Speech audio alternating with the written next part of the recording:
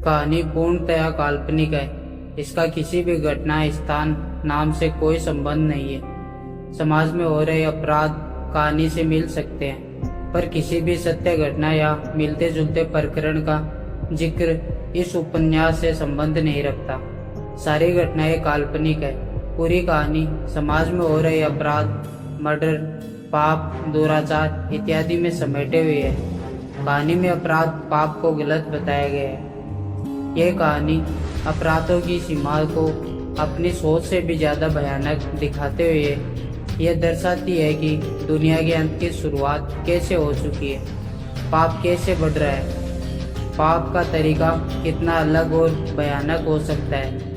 पाप आपके पास ही और है और हो सकता है किसी के घर में ही हो पर दिखाई न देता हो, इसलिए सतर्क रहे, सावधान रहे।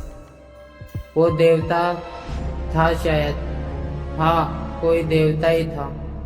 एक झलक ही तो देखी थी उसके मस्तक पर तेज था जैसे सूर्य अपनी लालिमा बिखेर रहा हो। आंखों में अथाह प्रेम का सागर, जिनमें असंख्य लोग समाये हुए भक्ति प्रेम रस का आनंद ले रहे थे। एक अलग ही शक्ति थी उसके पास, शायद कोई अलौकिक शक्ति। यदि वो एक बार भी किसी असहाय को देख लेता तो उसके तेज से वो असहाय अच्छा भला हो सकता था। किसी की पीड़ा को हर लेना उसे बहुत अच्छे से आता था। प्रेम पूर्वक वो सभी को अपना बना लेता था, चाहे वो बच्चा हो या जवान या फिर कोई बुजुर्ग। वो बड़े ही प्रभावशाली है। सुना है वो महात्मा ज्ञानदेव के शिष्य है। क्या कहीं तुम बालक चैतन्य की बात तो नहीं कर रही हो ना? हाँ सखी, तुमने ठीक सुना, पर ये महात्मा चैतन्य के शिष्य है। अब वो बालक नहीं, पर आपको जानकर बड़ी प्रसन्नता होगी।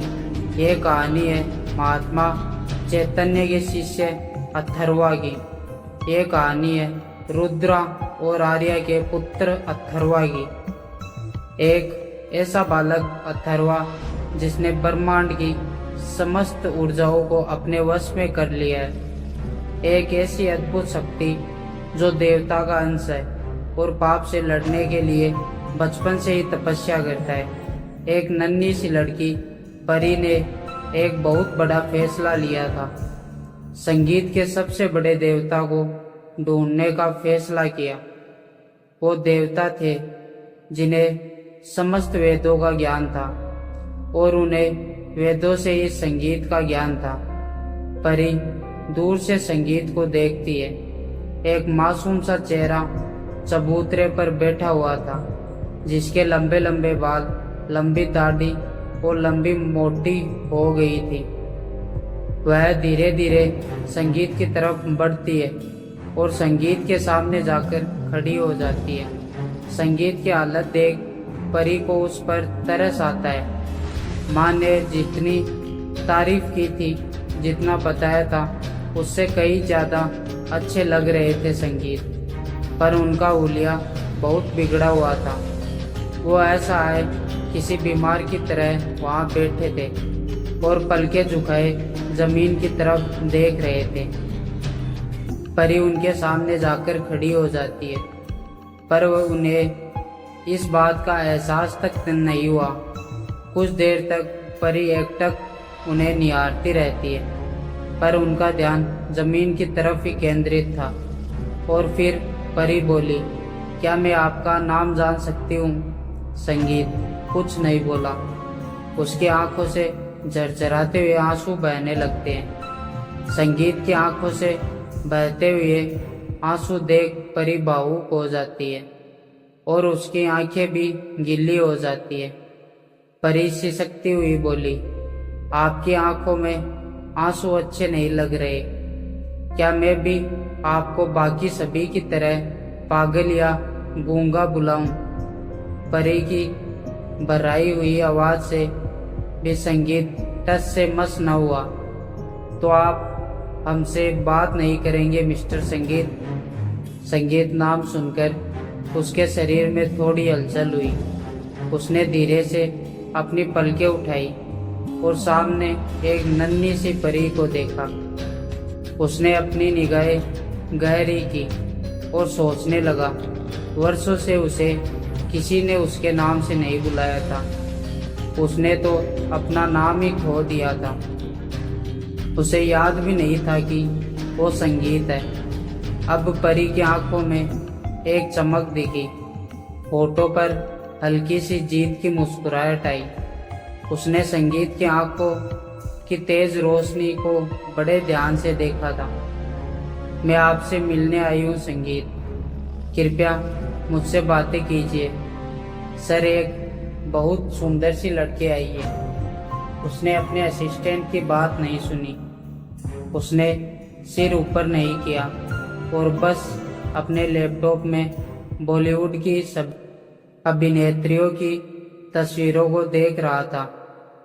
सर, फिर से कोई जवाब नहीं और वो मस्त था तस्वीरों में। सर, मेरी बात तो सुनिए। क्या है?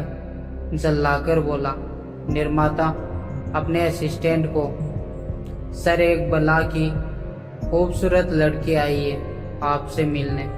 असिस्टेंट के चेहरे पर गाली सुनने के बाद भी चुहलबाजी थी। देख नहीं रहा है मैं सुंदरता के समंदर में गोते लगा रहा हूँ। सर, एक बार आप कैमरे में तो देखिए, सब भूल जाओगे।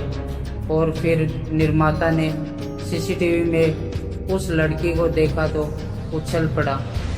उसकी कंजड़ी आंखों में कीड़े कुलबुलाने लगे और वो तुरंत बोला, जल्दी लेकर आओ उसे।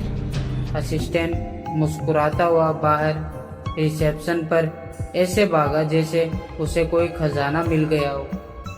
ये गलत हुआ है, बहुत गलत हुआ है। हाँ, इसका खामियाजा भुगतना पड़ेगा। मैम ने बहुत गलत किया है। कैंडिडेट को वो बाहर कैसे कर सकती है? श्रुति मैम हाय हाय, श्रुति मैम हाय हाय। ये शो बंद करो, अपनी दुकानदारी बंद करो। और देखते देखते पूरे शहर में हंगामा हो गया। हर तरफ रियलिटी शो की जज श्रुति के पोस्टर जलाए गए। शहर में शूटिंग को रोका गया। शहर की पुलिस चप्पे चप्पे पर फैल गई। बवालियों को पकड़ा, धोया और समझाया भी। पर जब जनता एक हो तो कोई बल काम नहीं करता। जनता के आगे सब बेकार है। इधर ये दंगा फैलाने वाले लोग बड़े आराम से एक कमरे में बैठकर बियर पी रहे थे। देखता हूँ उसे कैसे नहीं जिताते हैं। ऐसे कैसे निकाल दिया? इतना अच्छा तो गाती है वो। और नहीं तो क्या, इस बार हमारे स्टेट की इस लड़की को जीतने से कोई नहीं रोक सकता। पूरी इंडस्ट्री को आग लगा दूंगा मैं। हमारे ही स्टेट में, हमारे ही शहर में रहकर हम ही पर ये हुकूमत नहीं कर सकते। मिस श्रुति, आपको मीडिया के सामने माफ़ी मांगनी पड़ेगी। आपको हमसे पूछकर डिसीजन लेना चाहिए था। पर सर, आप तो रियलिटी जानते हो, वो लड़की टॉप 3 में डिजर्व नहीं करती थी। हाँ, मैं जानता हूँ वो डिजर्व नहीं करती। पर यदि तुमने माफ़ी नहीं मांगी तो पूरा शहर बंद हो जाएगा। हम लोगों का चैनल बंद हो जाएगा। फिल्मों पर बहुत गहरा प्रभाव पड़ेगा। इंडस्ट्री का बहुत बड़ा नुकसान होगा। सर, मैं ऐसा नहीं कर सकती। जो गलत है वो गलत है। हमने पहले ही कहा था कि मैं बहुत साफ सुथरा निर्णय दूंगी। जो म्यूजिक के योग्य है वही आगे जाएगा। यदि ये सब आप लोगों की मिलीभगत है या प्रायोजित है तो मेरा यहाँ कोई काम नहीं। ये सब आप अच्छे से जानते हो। चैनल का मालिक क्रोधित होते हुए बोला। मतलब तुम नहीं सुनोगी? तुम हमारी बात नहीं मानोगी। सर, ये मेरे उसूलों के खिलाफ है। मेरे गुरु ने कभी ऐसी शिक्षा नहीं दी। ये खुद से और प्रतिभागियों के साथ बेईमानी होगी। ये संगीत के साथ बेईमानी होगी। पर तुम और तुम्हारा शास्त्रीय संगीत दोनों आज किसी काम के नहीं। जोश में आकर जब चैनल के डायरेक्टर ने यह शब्द कहे तो श्रुति आंखें तरेर कर देखी। बस सर, आगे एक शब्द भी मत कहिएगा। मैं जा रही हूँ, मैं माफ़ी नहीं मांग सकती। श्रुति, बहुत नुकसान होगा हमारा।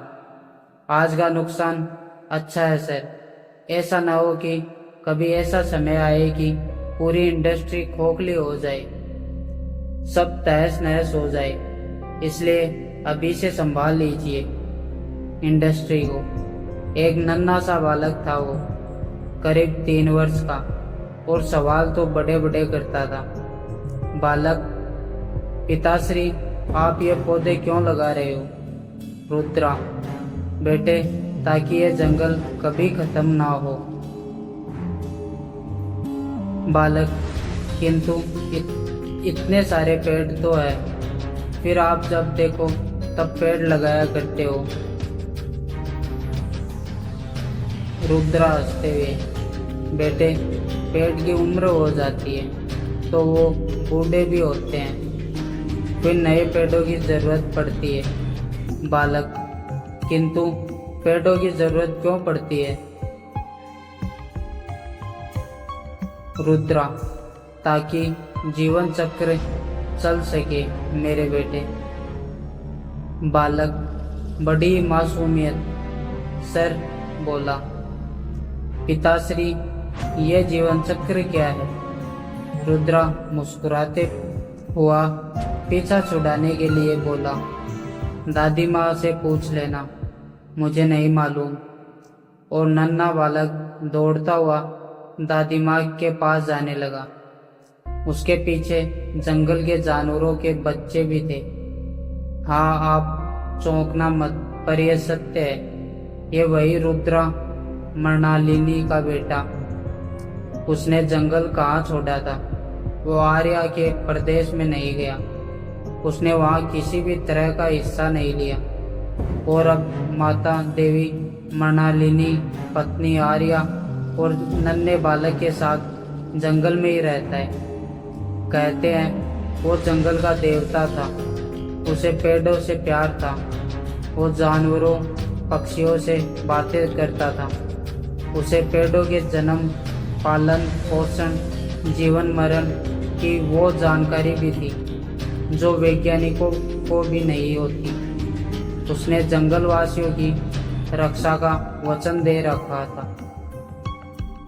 तो दोस्तों, अगर आपको यह कहानी अच्छी लगी हो तो वीडियो को लाइक करें और चैनल को सब्सक्राइब जरूर करें। मिलते हैं अगले पार्ट 2 में, तब तक के लिए धन्यवाद।